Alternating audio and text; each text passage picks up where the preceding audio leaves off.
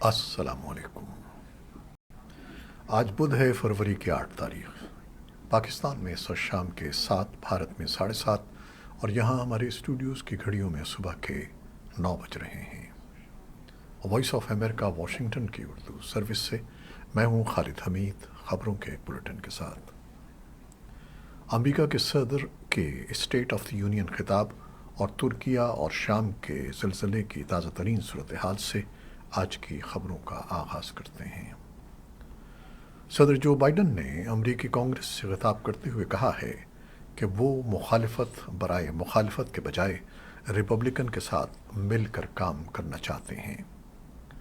اپنے دوسرے state of the union خطاب میں صدر بائیڈن نے زور دیا کہ ملکی معیشت کو دوبارہ استوار کرنے، ملک کے اندر سے قنوطیت اور واشنگٹن کے اندر سیاسی تقسیم کے خاتمے اور قوم کو متحد کرنے میں ریپبلکن پارٹی ان کا ساتھ دے۔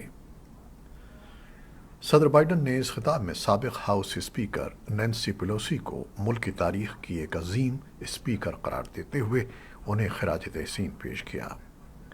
ایوان نمائندگان کے نئے ریپبلکن اسپیکر کیون مکارتھی نائب صدر کاملا ہیرس کے ساتھ موجود تھے۔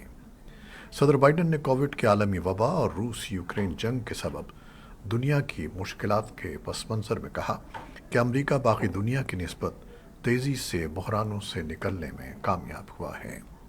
انہوں نے اپنی معاشی کامیابیوں کا ذکر کرتے ہوئے بتایا کہ گزشتہ 2 برس میں 1,20,000 کی ریکارڈ تعداد میں ملازمتیں پیدا کی گئی ہیں۔ صدر نے کہا کہ امریکہ کے اندر ہیلتھ انشورنس رکھنے والے شہریوں کی تعداد میں ریکارڈ اضافہ ہوا ہے۔ کانگریس اس شرح میں اضافے کے لیے سبسڈی جاری رکھے۔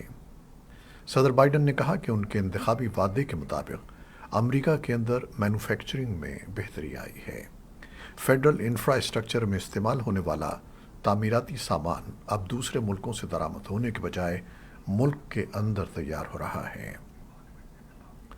ریپبلکن رہنما سارا ہکبی نے صدر کے اسٹیٹ آف دی یونین خطاب پر رد عمل دیتے ہوئے کہا کہ صدر جو بائیڈن کی انتظامیہ بائیں بازو کے انتہا پسندوں کے ہاتھوں یرغمال بن چکی ہے۔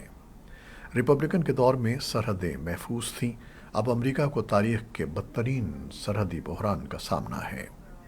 قانون کا احترام کرنے والے خاندان خوف کی زندگی گزار رہے ہیں۔ ان کا کہنا تھا کہ صدر بائیڈن ہماری زمینی سرحدوں، ہماری فضائی سرحدوں کی حفاظت میں ناکام رہے ہیں۔ چین کا کہنا ہے کہ بیجنگ اور واشنگٹن کے درمیان دوطرفہ تعلقات پر مسابقت کو اثر انداز نہیں ہونا چاہیے۔ وزارت خارجہ کے ترجمان ماؤ ننگ کا یہ بیان امریکی صدر جو بائیڈن کے خطاب کے چند گھنٹے کے بعد سامنے آیا ہے کہ امریکہ اقتصادی اور عسکری دونوں لحاظ سے چین کے ساتھ مقابلہ کرنے کے لیے دہائیوں میں سب سے مضبوط پوزیشن میں ہے۔ ماؤ نے بیجنگ میں روزانہ کی پریس بریفنگ میں صحافیوں کو بتایا کہ چین امریکہ کے ساتھ مقابلے سے خوف زدہ نہیں ہے، لیکن وہ اس حوالے سے چین امریکہ تعلقات کی وضاحت کرنے کے خلاف ہیں۔ ترکیہ اور شام میں ریسکیو عملہ وقت کی پرواہ کیے بغیر عمارتوں کے ملبے میں دبے زندہ بچ جانے والوں کو تلاش کر رہا ہے۔ اب تک 11,000 سے زیادہ افراد ہلاک ہو چکے ہیں۔ ترکیہ کی ایمرجنسی مینجمنٹ ایجنسی نے بدھ کو بتایا کہ امدادی کوششوں میں 96,000 اہلکار شامل ہیں۔ ترکی میں حکام نے بتایا کہ کم از کم 8,574 افراد ہلاک اور 38,000 سے زیادہ زخمی ہوئے ہیں۔ دمشق حکومت اور امدادی گروپوں کے اعداد و شمار کے مطابق شام میں کم از کم 2,470 اموات ہوئی ہیں۔ ترکیہ کے حکام کو امدادی سرگرمیوں میں سستی کے الزامات کا بھی سامنا ہے۔ ترک صدر رجب طیب اردوان نے بدھ کو زلزلے سے متاثرہ علاقوں کا دورہ کیا اور امدادی سرگرمیوں کا جائزہ لیا۔ جاپان میں سن 2011 کے زلزلے اور سونامی کے بعد یہ دنیا کا سب سے مہلک زلزلہ ہے۔ جاپان میں آنے والے زلزلے میں تقریباً 20,000 افراد ہلاک ہوئے تھے۔ امریکی جیولوجیکل سروے کے مطابق یہ زلزلہ 7.8 کی شدت کا تھا اور اس کی گہرائی 17.9 کلومیٹر تھی۔ اس ہولناک زلزلے کے بارے میں ہالینڈ کے ایک محقق فرینک ہوگربیٹس کی پیشن گوئی پر مبنی ٹویٹس کو اہمیت دی جا رہی ہے، جس میں انہوں نے اس علاقے میں 7.5 کی شدت کا زلزلہ آنے کا امکان ظاہر کیا تھا اور اس کے 3 دن کے اندر ہی اس علاقے میں زلزلہ آ گیا۔ اس پیشن گوئی کے بعد پاکستان اور بھارت سمیت اس پورے ریجن میں زلزلہ آنے کی پیشگوئی کی گئی ہے، جس کے بعد دونوں ملکوں میں سوشل میڈیا پر اس بارے میں بحث کی جا رہی ہے۔ پاکستان کا محکمہ موسمیات، جو زلزلوں کی پیمائش کے لیے مانیٹرنگ اسٹیشن رکھتا ہے، اس بات سے متفق نہیں ہے اور ان کا کہنا ہے کہ اب تک زلزلے کی پیشن گوئی کا کوئی سائنسی طریقہ موجود نہیں ہے۔ پاکستان فضائیہ کا دوسرا C-130 طیارہ امدادی سامان لے کر بدھ کو ترکیہ پہنچ گیا ہے۔ حکومت پاکستان کی ہدایت پر فضائیہ کا دوسرا طیارہ PAF بیس لاہور سے خیمے، کمبل اور دیگر اشیاء ضروریہ پر مشتمل 18,634 پاؤنڈ سامان لے کر ترکیہ پہنچا ہے۔ حکام کے مطابق ترکیہ میں پھنسے طلباء کو وطن واپس لانے کے لیے وزارت خارجہ اور ترکیہ میں پاکستانی سفارت خانے کے تعاون سے کوششیں کی جا رہی ہیں۔ بین الاقوامی مالیاتی فنڈ کے مشن کے ساتھ تکنیکی سطح کے مذاکرات مکمل ہونے کے بعد حکومت پاکستان کے ساتھ پالیسی کی سطح پر بات چیت جاری ہے، جو اطلاعات کے مطابق انتہائی اہم مرحلے میں داخل ہو چکی ہے اور پاکستان کے قرض کے پروگرام کے 9ویں جائزے کو حتمی شکل دینے کے لیے اہم سمجھی جا رہی ہے۔ ذرائع کے مطابق وزیر اعظم نے منگل کو ہونے والے اجلاس میں IMF کے بجلی کے سیکٹر میں گردشی قرضہ کم کرنے کے مطالبے کے مطابق بجلی کی قیمتوں میں اضافے کی اجازت دے دی ہے اور حکومت IMF پروگرام کو برقرار رکھنے کو یقینی بنانے کے لیے 180 ارب روپے کے نئے ٹیکس لگانے کے لیے بھی تیار نظر آتی ہے۔ ادھر پیٹرولیم مصنوعات پر مزید لیوی عائد کرنے اور پھر امریکی ڈالر کے مقابلے میں پاکستانی روپے کی قدر میں کمی پیٹرولیم کی قیمتوں میں مزید اضافے کا باعث بنے گی، جس سے ماہرین معیشت کے مطابق مہنگائی میں مزید تیزی آئے گی۔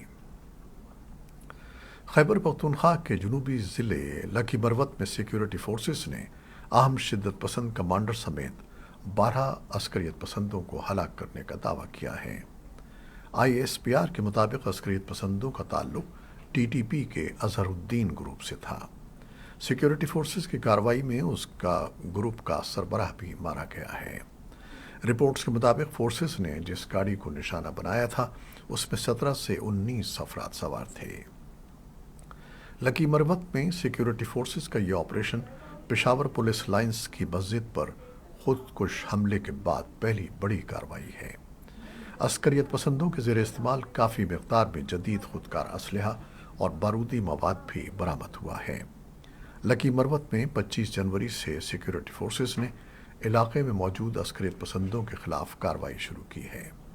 پشاور کے خودکش حملے میں پولیس حکام کے بقول تفتیش جاری ہے، تاہم تفتیش کے نتائج کے بارے میں کسی قسم کا سرکاری بیان ابھی تک سامنے نہیں آیا ہے۔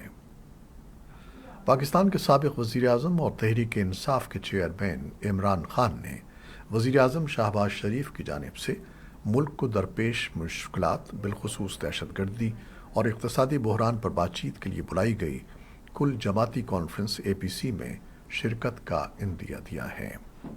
اس سے قبل PTI نے APC میں شرکت نہ کرنے کا اعلان کیا تھا۔ سیاسی کشیدہ ماحول میں عمران خان کے ملکی سیاسی قائدین کے ساتھ بیٹھنے کے اعلان کو ملکی سیاست میں اہمیت کی نگاہ سے دیکھا جا رہا ہے اور مبصرین کے مطابق حکومت اور حزب اختلاف کے مابین بات چیت کے امکانات نظر آ رہے ہیں۔ عمران خان کی جانب سے سیاسی قائدین کی اس بیٹھک میں شرکت نہ کرنے کے اعلان کے بعد حکومت نے APC کی تاریخ پہلے تبدیل کی اور گزشتہ روز اسے ملتوی کر دیا تھا۔ طالبان کے وزیر اعظم کے دفتر نے کرنسی، سونا اور قیمتی پتھروں کی ملک کے اندر یا باہر اسمگلنگ پر پابندی لگا دی ہے۔ طالبان کے ترجمان ذبیح اللہ مجاہد نے اپنے ٹویٹر پر پوسٹ کیا ہے کہ کسی کو یہ حق حاصل نہیں ہے کہ وہ $5,000 سے زیادہ نقد ہوائی ذریعے سے اور $500 سے زیادہ زمینی راستے سے سرحد پار لے جائے۔ بیان کے مطابق یہ ذمہ داری محکمہ انٹیلیجنس اور وزارت داخلہ کی ہے کہ وہ سونے، کرنسی، قیمتی پتھروں اور نوادرات کی اسمگلنگ کی روک تھام کریں۔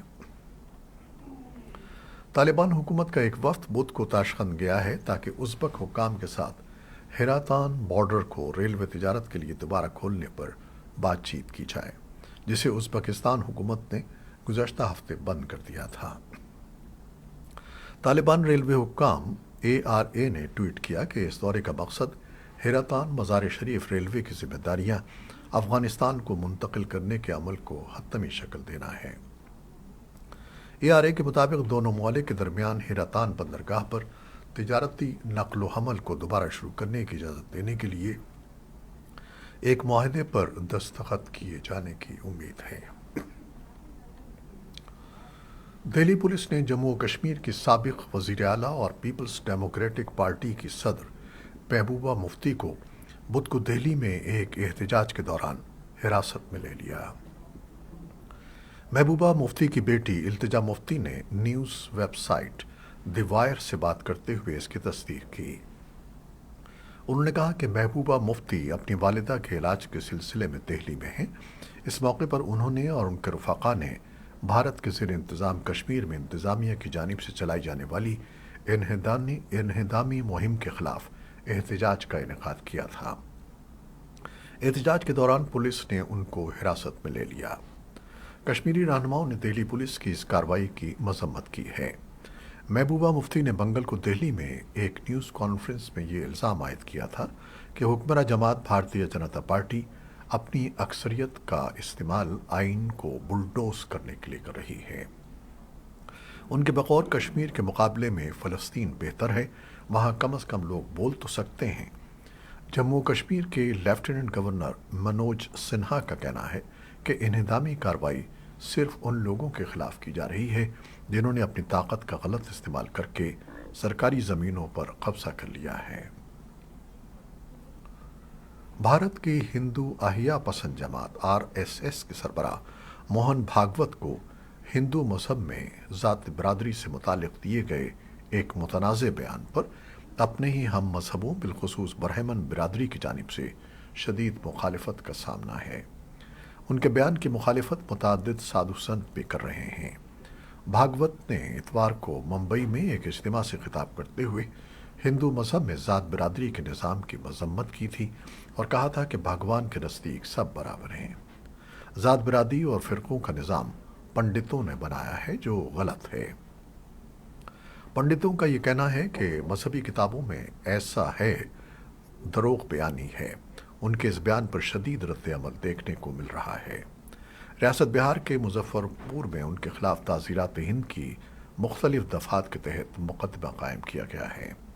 ان کے بیان پر اٹھنے والے تنازع کے بعد RSS کی جانب سے وضاحت پیش کی گئی اور کہا گیا کہ موہن بھاگوت کا پنڈت کہنے کا مطلب عالم اور دانشور نہ تھا اور نہ کہ برہمن۔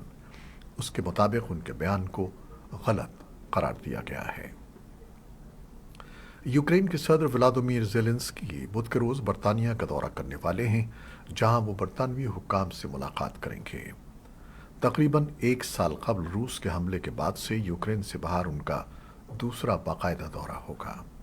برطانیہ کے وزیر اعظم رشی سوناک کے دفتر نے ایک بیان میں اس دورے کا اعلان کرتے ہوئے کہا کہ زیلنسکی برطانوی پارلیمنٹ سے خطاب کریں گے اور یوکرین کے فوجیوں سے ملیں گے جو برطانوی افواج کے ساتھ تربیت حاصل کر رہے ہیں۔ سوناک نے یہ بھی اعلان کیا کہ برطانیہ یوکرینی پائلٹوں کو نیٹو کے اسٹینڈرڈ لڑاکا طیاروں کی تربیت دے گا۔ انہوں نے یہ بھی کہا کہ برطانیہ یوکرین کو فوجی ساز و سامان کی فراہمی تیز کر دے گا۔ جرمنی، ڈنمارک اور نیدرلینڈز نے اعلان کیا ہے کہ وہ لیپرڈ 1 مرمت شدہ 100 ٹینک یوکرین بھیجنے کی منصوبہ بندی کر رہے ہیں۔ ان ممالک کے اس اقدام سے یوکرین کی روس کی جارحیت کے مقابلے میں دفاعی صلاحیت میں اضافہ ہوگا۔ جرمنی نے سن 2003 کے بعد سے یہ ٹینک استعمال نہیں کیے ہیں۔ یوکرین کے حکام کو اندیشہ ہے کہ 24 فروری کو جنگ کا ایک سال مکمل ہونے پر روسی افواج کے حملوں میں شدت آ سکتی ہے۔ اقوام متحدہ کے جوہری نگراں ادارے کے سربراہ نے ایران کے جوہری پروگرام کو محدود کرنے کے لیے سفارتی کوششوں کو بحال کرنے کی فوری ضرورت پر زور دیا ہے۔ ان کا کہنا ہے کہ اگر مذاکرات ناکام ہوئے تو صورتحال تیزی سے خراب ہو سکتی ہے۔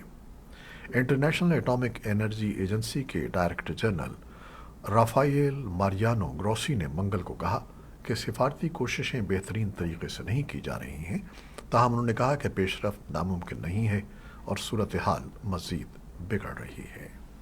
یہ تھیں وہ خبریں جو فیس بک لائیو پر ہم نے آپ کے لیے پیش کی۔ ہماری ویب سائٹ، یوٹیوب اور پوڈ کاسٹ پر یہ بلیٹن آپ کے لیے پوسٹ کر دیا جاتا ہے۔ آپ ہمارے بلیٹن کو شیئر کرتے ہیں اور اپنے کمنٹس میں اپنی محبتوں کا اظہار کرتے ہیں، جس کے لیے ہم آپ کے بےحد ممنون ہیں۔ ہمارے کیمرامین سید اصفر امام اور نیوز ایڈیٹر بہجت جیلانی کے ساتھ خالد حمید کو اب اجازت دیجیے گا۔ اللہ حافظ۔